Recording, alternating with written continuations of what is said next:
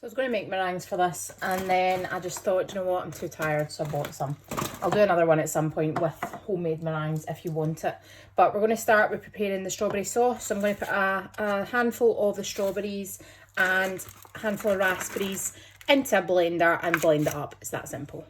Obviously cut the stalks off of the strawberries first.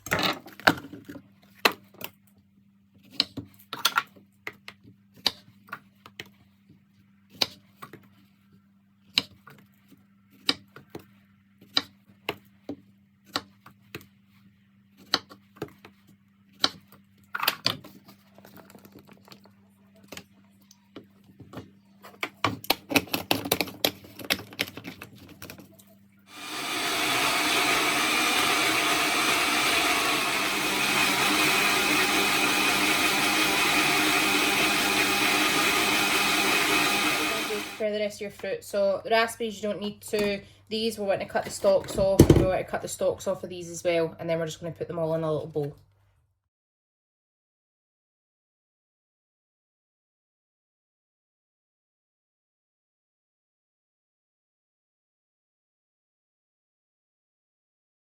So that's your strawberries and your raspberries, and I've got some pine berries and raspberries. You've got your strawberry sauce, strawberry and raspberry sauce. You can strain that to get all the seeds out, but I just eat as is. And now we're going to get on to making the whipped cream. Pour your cream in a glass bowl, ideally. Doesn't need to be, but I'm just preferring glass these days. And we're going to use the electric whisk. If you don't have an electric whisk, it's fine. You can use a manual one. It just takes a lot longer. It potentially takes you up to about 4 or 5 minutes to hand whisk it. So if you've got an electric one, ideally use that. To this, we're going to add a tablespoon of caster sugar and a teaspoon of your vanilla extract. That's your tablespoon of caster sugar and a teaspoon of vanilla extract. Always try to get vanilla extract rather than essence. You can taste the difference.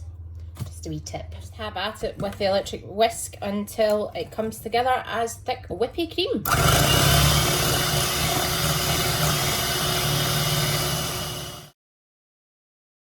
And that's us. Next, I'm going to take some of the meringues and just ready crush them up in a bowl. Just makes it easier. So just for assembly, that's you now got your whipped cream, your crushed meringues, your fruit, and I've also put a little bit of icing sugar just in a tiny sieve, which I'll use to dress that right at the end. You can use glasses. I'm going to use a glass jar that I got from 11 Madison Park. Wine glasses, anything. You can use a cup if you're not bothered about seeing it, but I think half the joy in eating mess is you can see the layers. And obviously not forgetting your gorgeous sauce. I'm just going to start layering everything into your glass, as much or as little of each as you fancy.